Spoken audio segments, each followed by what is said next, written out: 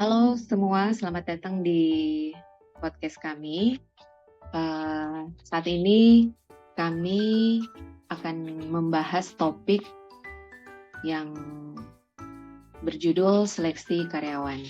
Dan pembahasan kami ini terkait dengan pemenuhan tugas salah satu mata kuliah di program Pascasarjana, yaitu mata kuliah Manajemen Sumber Daya.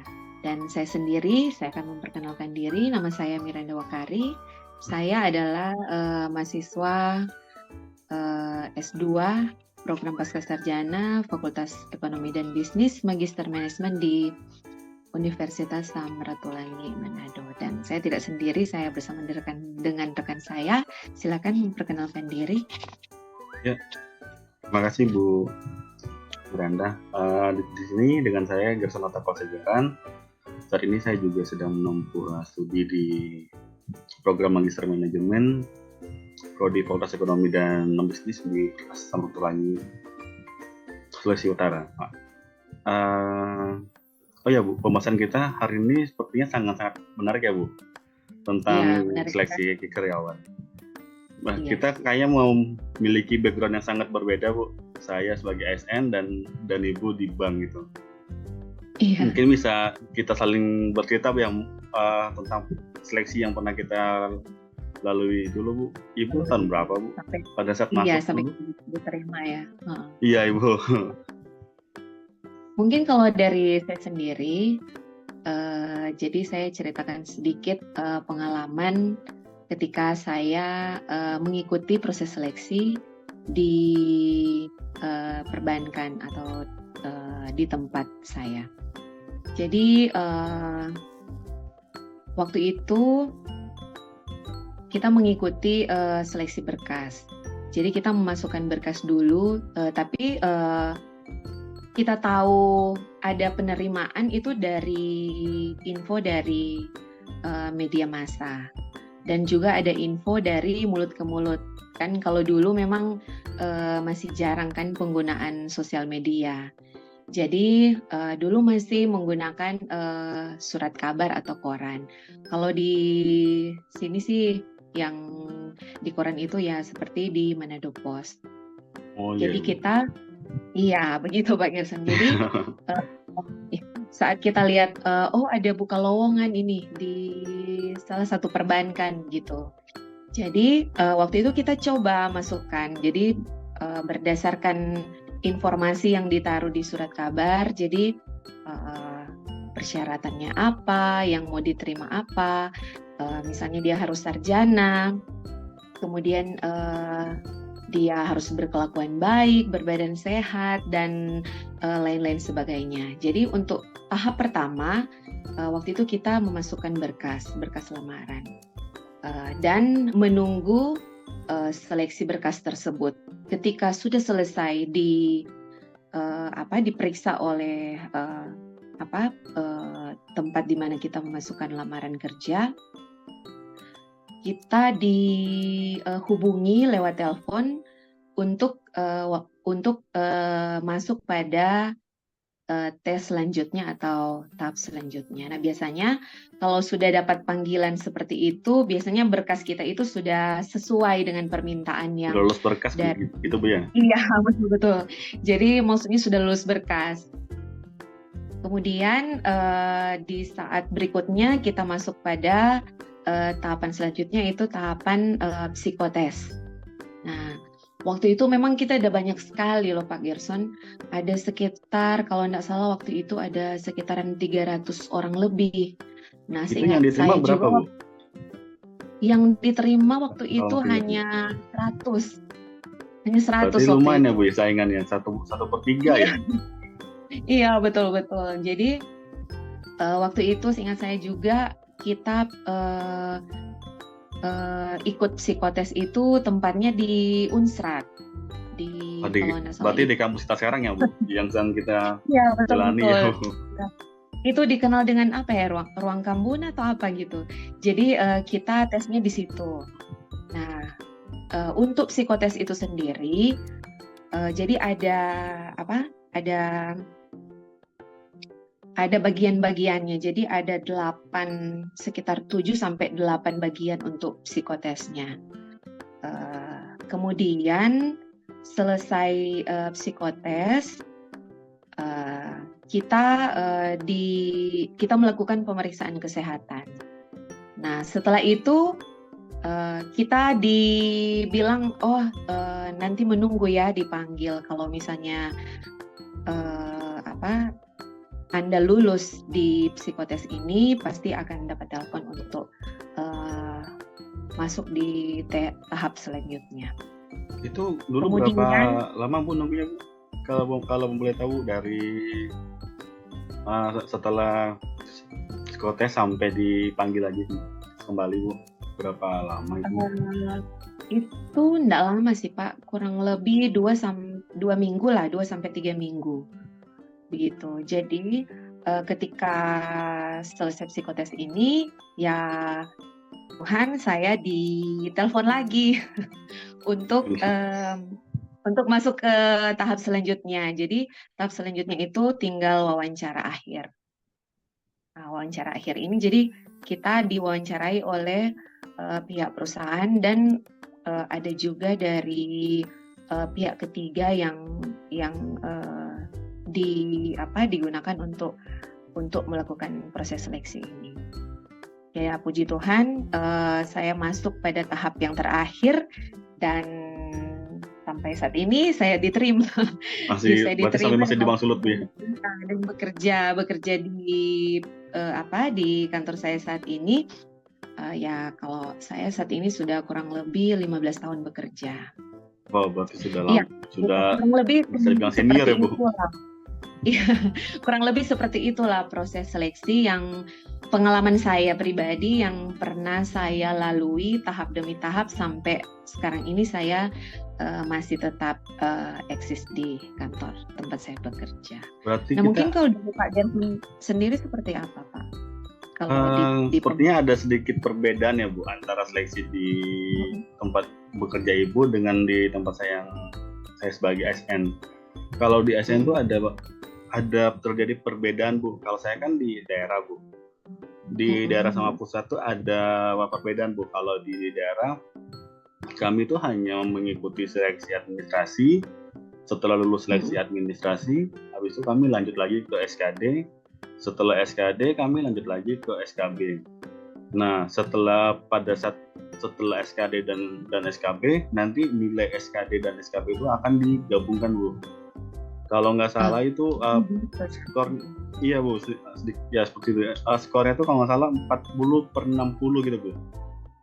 Jadi 40-nya untuk SKD, untuk SKD-nya 60.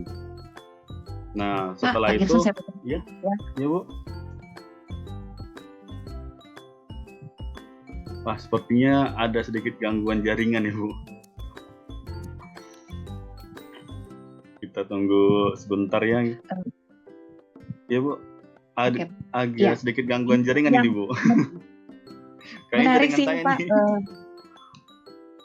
Iya, jaringan saya kayaknya ada sedikit bermasalah nih Bu. Tapi kayaknya nggak apa-apa lah Bu. Tadi gimana Bu? Iya, menarik sih apa yang disampaikan tadi oleh Pak Gerson.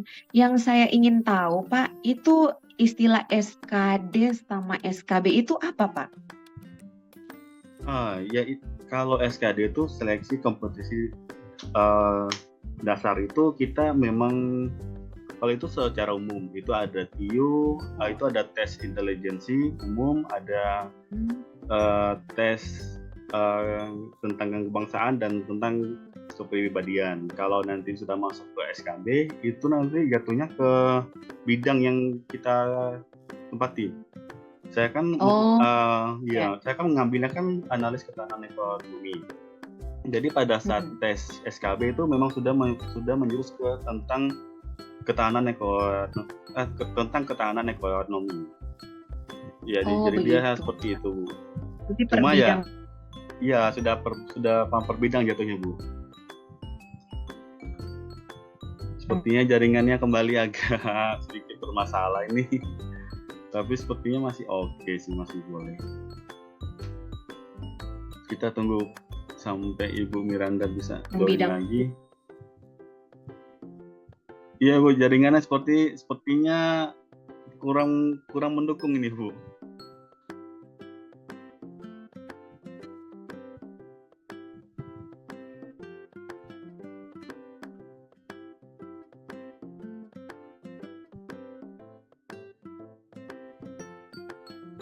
Ya halo Bu.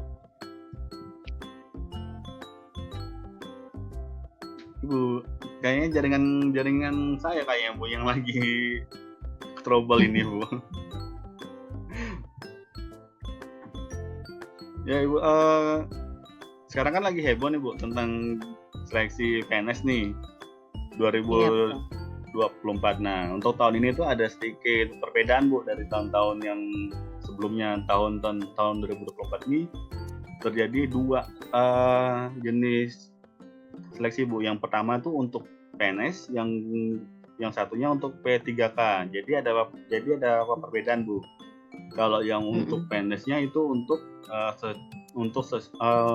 secara umumnya. Tapi kalau untuk P3K itu untuk SNA, untuk pegawai seperti honorer atau PHL yang sudah ada. Tapi kalau untuk seleksinya sama sih Bu. Itu pertama ada seleksi berkas dulu. Habis itu administrasinya kan ya kita harus tahu juga dari misalnya yang dibutuhkan S1, jadi memang dia harus S1 Bu. Habis itu nanti, nah tapi ada bedanya di kami itu tidak ada tes psikotes Bu yang sama seperti Ibu jalani. Oh iya. Nah tapi itu kalau di pusat ada Bu. Itulah uniknya kalau untuk ASN Bu. Pusat sama daerah tuh beda Bu. Oh seperti beda itu Pak jenisnya. Ya? Iya Bu, beda Bu kita. Lebih simpel di daerah Bu, karena kita nggak ada melewati tes wawancara juga Bu. Jadi bisa dibilang murni lah kita masuk.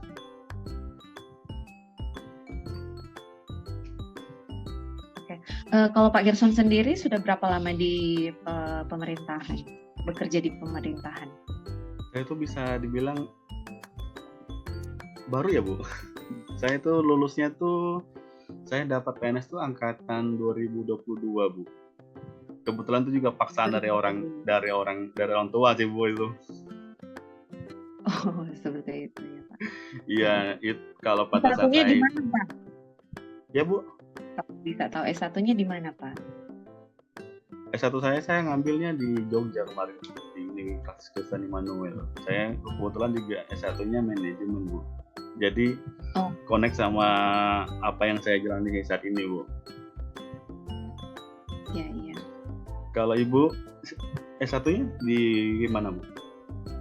Saya S1-nya di Universitas Negeri Manado Pak, di Unima. Berarti kayaknya Ibu belum keluar ya nih Bu.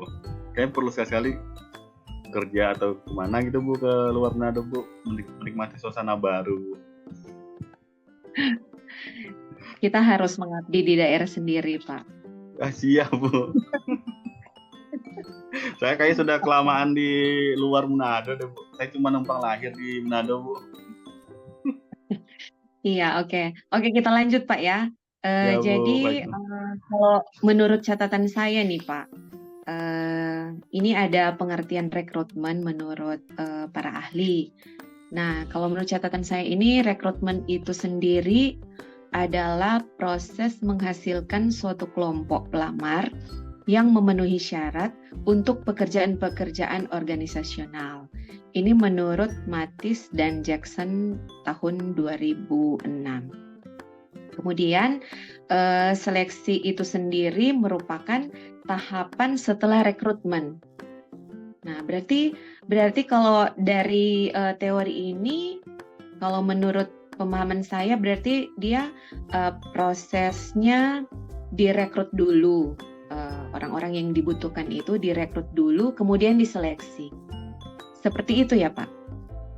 Iya, kayaknya menurut saya juga hampir sama dengan yang terjadi di ASN ya Bu. Kalau di ASN kan di rekrut dulu, habis itu baru nanti di seleksi juga Bu, sama sih Bu. Betul. Jadi tahapannya berarti rekrutmen dulu, baru kemudian diseleksi ya? Iya Bu, benar Bu.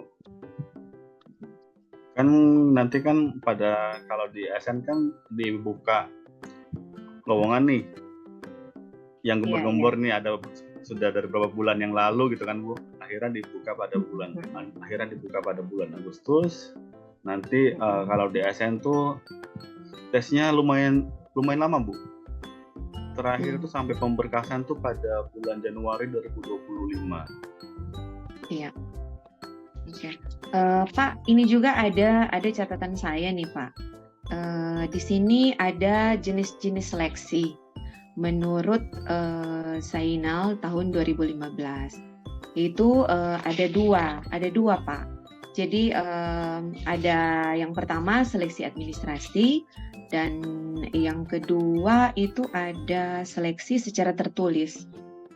Nah, seleksi administrasi itu sendiri berupa surat-surat yang dimiliki pelamar untuk menentukan apakah sudah sesuai dengan persyaratan yang diminta oleh suatu organisasi atau perusahaan. Di antaranya ijazah, riwayat hidup, domisili atau keberadaan status yang bersangkutan, kemudian surat lamaran, sertifikat keahlian, misalnya dia keahlian komputer misalnya.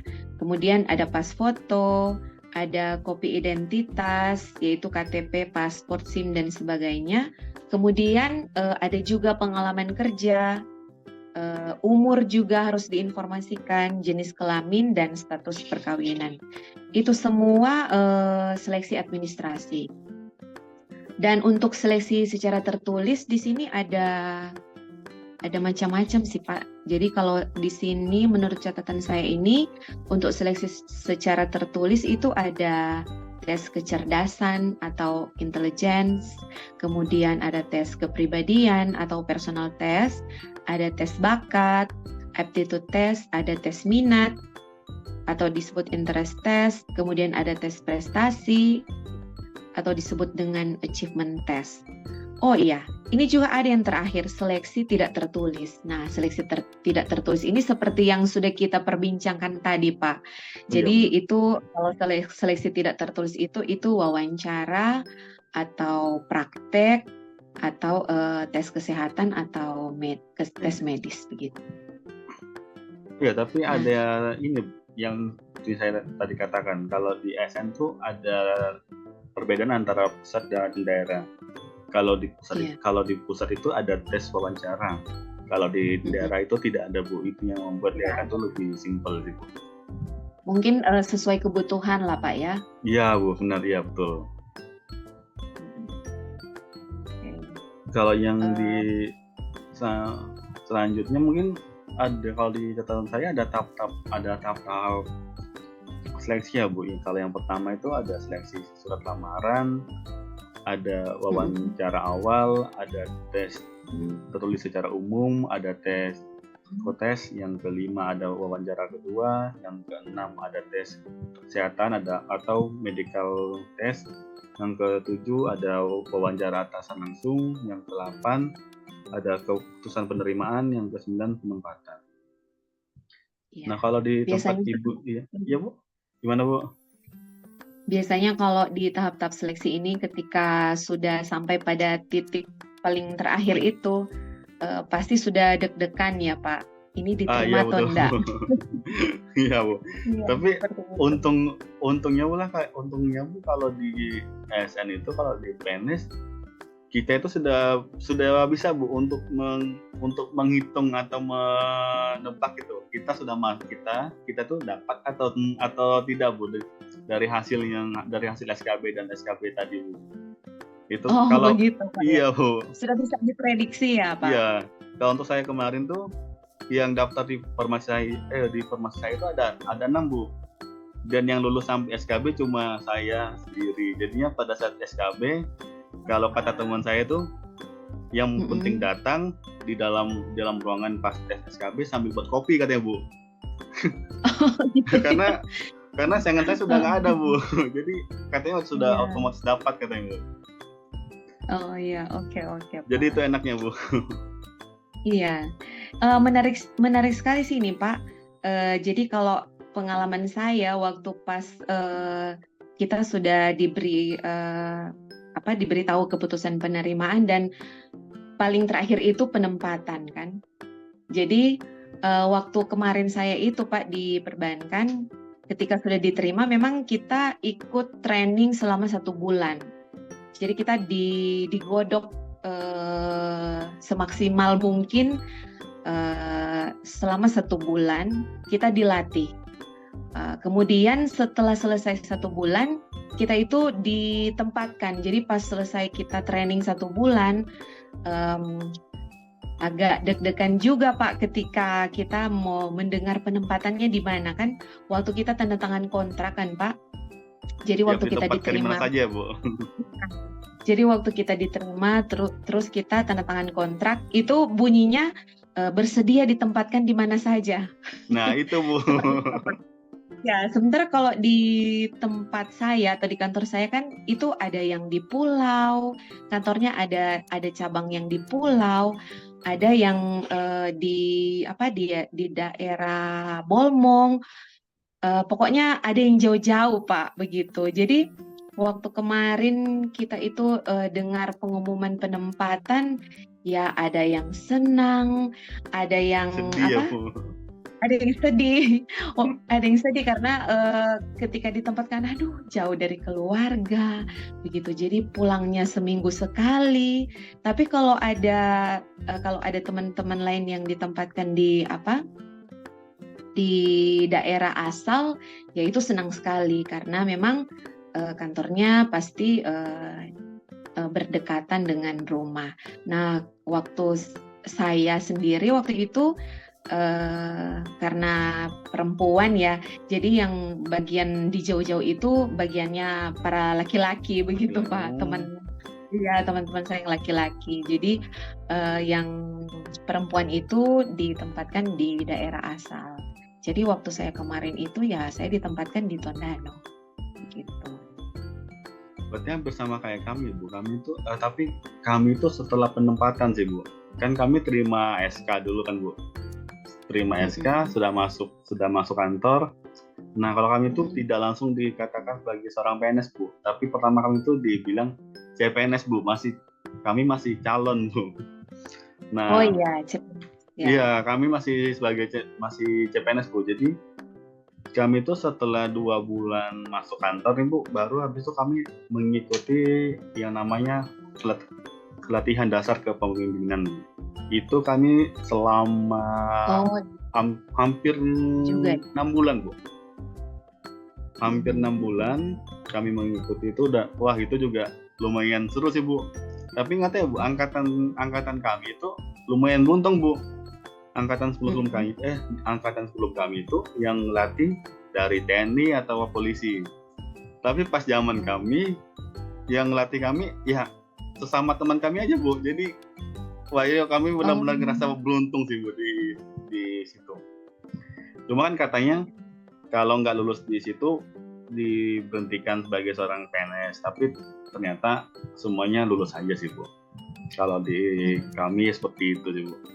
Selama 6 bulan, setelah 6 bulan, kami nunggu lagi 6 bulan, sampai 1 tahun baru status CPNS kami hilang Bu. Akhirnya baru diangkat sebagai PNS 100% gitu. Memang seru ya Pak, kalau kita membahas tentang seleksi karyawan, apalagi kita berdua sudah ada pengalaman ya mengikuti seleksi karyawan. Dan kita juga berharap mungkin ada adik-adik kita yang baru lulus S1 dari podcast kita saat ini bisa mungkin ada pengetahuan sedikit tentang bagaimana sih seleksi karyawan itu ketika kita hendak memasukkan lamaran pekerjaan di perusahaan atau organisasi yang saat itu membuka lowongan kerja. Dan ya, mungkin Pak Gerson sudah panjang lebar kita berbicara tentang seleksi karyawan, sudah juga ditunjang dengan pengalaman kita di saat kita masuk di tempat kerja kita, dan mungkin ada kesimpulannya mungkin dari Pak Gerson terkait dengan employee seleksi, dan kesimpulan ini menutup perbincangan kita di saat ini. Silakan Pak. Ya, untuk kesimpulannya, employee selection atau seleksi karyawan, efektivitas rekrutmen dan seleksi sangat penting bagi organisasi. Manapun hal ini membantu memastikan bahwa orang yang tepat dipekerjakan untuk peran yang tepat, bahwa organisasi memperoleh nilai terbaik atas investasinya dalam akuisisi bakat. Terima kasih. Ya. Baik para listener atau para pendengar kami, demikian perbincangan singkat kami tentang seleksi karyawan atau employee selection, kiranya dapat bermanfaat. Terima kasih. Amin. Terima kasih Bu Miranda. Terima kasih Pak Gerson.